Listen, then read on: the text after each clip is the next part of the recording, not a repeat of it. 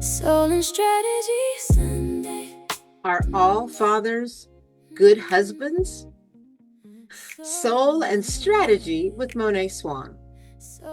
Well, you guys, Father's Day is this month, and I want to stir up a little trouble. Not the kind that gets you guys sleeping on the couch, not that kind of trouble, the kind of trouble that gets people talking. Okay, so here's the question. Are all good fathers good husbands? Now, before somebody throws their phone across the room and starts typing in all caps, just hear me out here. Hear me out, okay? Because this question is fascinating as far as I'm concerned. We've all heard somebody say, he was a great father.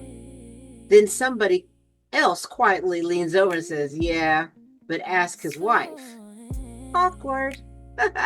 It's like when somebody says, that restaurant has amazing food, you gotta go. Then you get there and discover the service is so bad that you're aging while waiting for your waiter. So listen, two things can be true at the same time. Would you agree? And that's what makes this conversation so interesting. A man can be a phenomenal father and still struggle as a husband. A man can be an incredible husband and still have room to grow as a father. Because although those roles overlap, they're not exactly the same job description. Being a father means protecting, teaching, encouraging, guiding, supporting, communicating, and occasionally pretending you know how to fix things when you absolutely do not. Okay? Every dad has looked at a broken appliance and said, I got this, then spent 3 hours watching YouTube videos titled Easy 5-Minute Repair. A good father, he shows up, he listens, he provides, he teaches, he communicates value. He helps his children become who they're capable of becoming.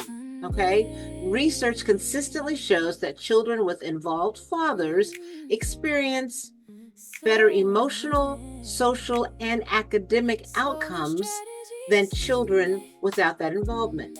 Studies continue to show strong links between engaged fatherhood and positive child development. And that's important, you guys. But being a husband, oh, that's a completely different sport. A husband has to communicate with another grown adult who remembers every conversation from 2018. A husband has to navigate emotions, expectations, compromise, intimacy, finances, and the phrase, we need to talk. Gentlemen, let's be honest. No man in the history of mankind has ever heard, we need to talk, and thought, oh, fantastic. This sounds like this is going to be fun. Not one. Being a husband requires emotional intelligence, communication, conflict resolution, humility, patience, and occasionally admitting you were wrong when you know you were right. You know what that's called? It's called marriage, okay? Now here's where things get interesting. A child sees dad differently than a spouse sees dad. To a child, dad might be Superman. To a spouse, he's Superman who leaves wet towels on the floor. To a child, dad is the hero. To a spouse, he's the hero who somehow cannot find the ketchup sitting directly in front of him in the refrigerator. Ladies, can I get an amen? Now, men, we're praying for you. And because people experience the same person differently, you'll often hear conflicting descriptions. Like, he was the best dad ever. And then he wasn't the easiest husband. Both may be completely accurate, you guys. The reality is that fatherhood and marriage require different muscles. One focuses on raising children. The other focuses on maintaining a partnership. One requires leadership. The other requires teamwork. One involves teaching. The other involves learning. And let me tell you, both require more patience than most of us naturally possess. Now, let me give you a statistic that caught my attention. According to recent relationship research, communication continues to be one of the strongest predictors of relationship success and long-term satisfaction. In fact, relationship experts consistently identify communication as one of the most important factors in whether couples stay connected over time. Translation: it doesn't matter how many lawns you mow, how many bills you pay, how many shelves you install. If you can't communicate, eventually somebody's going to be sitting in a separate corner from the other, texting each other from 10 feet away. Another interesting fact to think about: research on father involvement continues to show that engaged fathers positively influence children's emotional well-being, their behavior, and academic success. Notice something? Yeah, the skills that help children thrive and the skills that keep marriages thriving are surprisingly similar. Consistency, trust, presence, listening, kindness, respect, communication, accountability. Imagine that. The things that make people feel loved tend to work in every relationship. Who would have thought? Not social media. Social media says all you need is a quote over a sunset on a picture. Real life, you guys, is a little more complicated than that. And here's something else. I just want you to consider this, okay? Many fathers today are carrying enormous pressure, providing financially, being emotionally available, helping with kids, managing careers, supporting aging parents, trying to remember passwords. Trying to remember why they walked into the room. trying to remember where they put their glasses while they're on the top of their head. Life can be a lot. And many men are trying to become the father they never had and the husband nobody taught them how to be. That deserves some grace. Because let's face it, none of us arrive fully developed. Good fathers aren't perfect. Good husbands aren't perfect. Good people aren't perfect. They're growing, they're learning, they're adjusting, and they're apologizing. Hopefully, frequently, very frequently.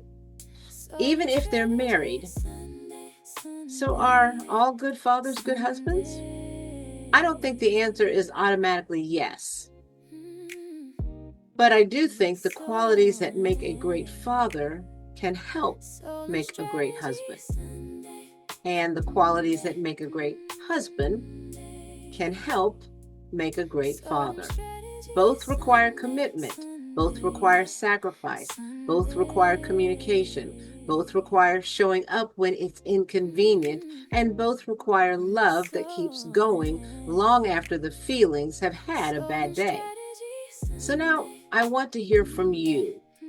Let's have a real conversation. Do you believe all good fathers are good husbands? Can a man succeed in one role while struggling in another? What qualities define a great father as far as you're concerned? And what qualities define a great husband?